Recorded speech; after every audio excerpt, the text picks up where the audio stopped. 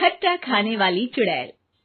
रात को अचानक राधिका मौसी को किचन से कुछ गिरने की आवाज आई। उन्होंने बाहर निकल के देखा तो किचन में उन्हें कोई सफेद साड़ी में दिखा।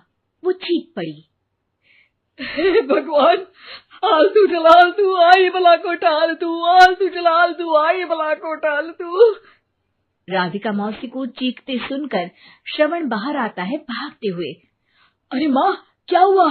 क्या देख लिया? दादी माँ आ गई क्या सपने में? अरे बेटा, रसोड़े में देख तो कौन है? श्रवण रसोड़े में झांक कर देखता है और उसे कोई नहीं दिखता अंदर। अब रसोड़े में तो कोई नहीं है माँ। कोई सफेद साड़ी में नहीं है क्या? नहीं माँ, कोई भी नहीं है। चिल्लम चिल्ली की आवाज सुनकर काजल भी वहां आ जाती है। अब क्या हो गया माँ जी? अरे बेटा, रसोड़े में एक चुड़ैल थी सफेद साड़ी में। अरे क्या कर रही थी वो अंदर? अरे बताया नहीं, कल आएगी ना तो पूछ लूंगी। चुड़ैल जी, आपका क्या प्लान है?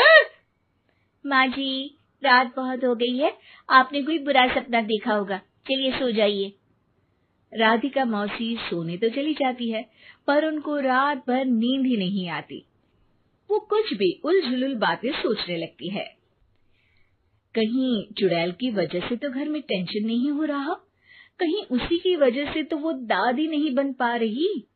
सुबह जब राधिका मौसी रसोड़े में छानबीन करती है तो पाती है कि नींबू का अचार गायब है। चुड़ैल नींबू का अचार ले गई, मुझे तो ठीक नहीं लग रहा कुछ। चुड़ैल को भी पता है कि जिंदगी का असली मजा तो खट्टे में ही है। राधिका मौसी झट से श्रवण को फोन कर देती है। बेटा, मुझे समस्या समझ में आ गई है, हमें एक तांत्रिक की जरूरत है। अरे क्या बोल रही हो माँ, तांत्रिक की क्या जरूरत है? आप पूजा पाठ तो कर ही रही हो ना। आलतू जलालतू मंत्र सारे फालतू जैसे कुछ मंत्र पढ़ो, चली जाएगी अपने आप चुड़ैल। अरे नहीं बेटा, कभी चुड़ैल को कम नहीं समझते। अरे तुझे पता भी नहीं चलेगा कि कभी वो छल करके काजल की जगह घर की बहू खुद बन जाएगी। क्या माँ, कुछ भी बोल रही हो? कहाँ काजल और कहाँ चुड़ैल? वैसे एक बात बताओ, काजल को अगर गाने के लिए बोल देना तो चुड़ैल काजल की आवाज सुनकर घर तो क्या धरती लोग छोड़कर चली जाएगी। तुम ना पढ़े लिखे बच्चे हर चीज को मजाक समझते हो। तुम रहने दो, मैं खुद ही तांत्रिक को बुला लेती हूँ। अच्छा सुन, शाम को इमली लेके आना। क्या है कि चटनी खाए बहुत दिन हो गए है ना? नहीं माँ, इमली तांत्रिक से ही मंगवा लो ना, आटा वगैरह भी उसी से पिसवा लेना। देखो मुझे काम करना है। श्रवण रात को कई तरह की सब्जियों के साथ माँ के कहने पे चटनी के लिए इमली भी ले आया था, लेकिन राधिका मौसी के दिमाग में अलग ही फिल्म चल रही थी। उन्हें अब सिर्फ शक ही नहीं यकीन होने लगा था कि शायद चुड़ैल ने श्रवण पर अपना जाल बिछा दिया था, जिस वजह से श्रवण उनकी बात ही नहीं मान रहा था। पर कोई नहीं, आने वाली रात में राधिका मौसी खुद तैयार हो गई चुड़ैल को पकड़ने के लिए। रुद्राक्ष की माला, तुलसी का पत्ता, हनुमान चालीसा सब हाथ के पास ही था, बस चुड़ैल का इंतजार था। और जैसा राधिका मौसी ने सोचा था वैसा ही हुआ।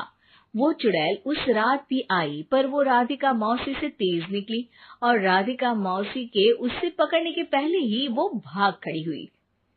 जरूर बहू पे साया है उस चुड़ैल का, तभी तो श्रवण के कमरे में गई है। और अगली सुबह राधिका मौसी पिछली रात हुए हमले में किन चीजों का नुकसान हुआ उसका हिसाब लगा रही थी।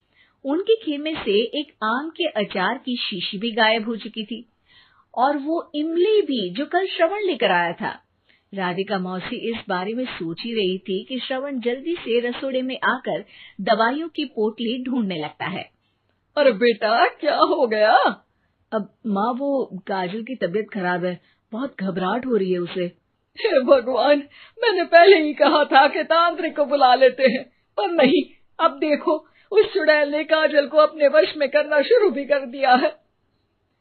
हालांकि श्रवण भूतों में विश्वास नहीं करता था, पर अब वो भी डर जाता है। और राजी हो जाता है एक तांत्रिक को बुलाने के लिए। कुछ ही घंटों में तांत्रिक आ जाते हैं और राधिका मौसी तांत्रिक जी को सब बता देती है। घोर संकट, घनघोर संकट, चुड़ैल को मारू जोर चाकट, ओम भट स्वाहा खटखा के आहा। अरे ये क्या मंत्र है? मेरे खुद के ओरिजिनल मंत्र है, कल रात को ही लिखे हैं, अच्छे लगे तो दाद चाहूंगा। एक और मंत्र सुनो, अर्ज किया है आब्राकडाब्रा, दिल्ली बम्बई आगरा, चंदा मामा सोरले सुरन मामू जारा। ये मंत्र है? अरे कोई 40 वालीसा पढ़ो ना। वक्त कम है, 40 नहीं पड़ेंगे, 20-25 में काम चलाना पड़ेगा। अलग निरंजन जाके लंदन, मुफ्त का मंजान घिस मेरे नंदन। अरे जल्दी करो तांत्रिक जी, जल्दी करो। तांत्रिक अपने उल झलूल मंत्र पढ़ने लगता है। श्रवण को तांत्रिक पे शक होता है। वो अपने एक डॉक्टर दोस्त को कॉल कर देता है ताकि कोई अनहोनी हो तो इमरजेंसी में चीजें मैनेज हो जाए। तांत्रिक धुनी रमाता है, जिसकी वजह से कमरे में काफी धुआं हो जाता है और जिसकी वजह से बहू की घबराहट बढ़ जाती है। अब भागेगी चुड़ैल। हाँ। बहू खांसते हुए धुएं से बचने के लिए बाहर चली जाती है। अरे भाग रही है, भाग रही है। पीछे पीछे श्रवण भी जाता है। बहू एक सोफे पर बैठ जाती है। तभी डॉक्टर दोस्त आ जाते हैं और श्रवण को पानी लाने के लिए कहते हैं। थोड़े चेकअप के बाद डॉक्टर कहते हैं, मेरे हिसाब से जाप का काम पूरा हो गया है। क्या मतलब? अरे कुछ भी नहीं माँ, कोई चुड़ैल नहीं है, खुशखबरी है, अब दादी बनने वाली है। मगर वो सब अचार के डब्बे। श्रवण दोनों अचार के डब्बे अपनी माँ को दिखाता है, जो कि उनके बिस्तर के नीचे छुपे हुए थे। आपने सही बोला था माँ, वो चुड़ैल काजल ही थी जो खट्टा खा रही थी।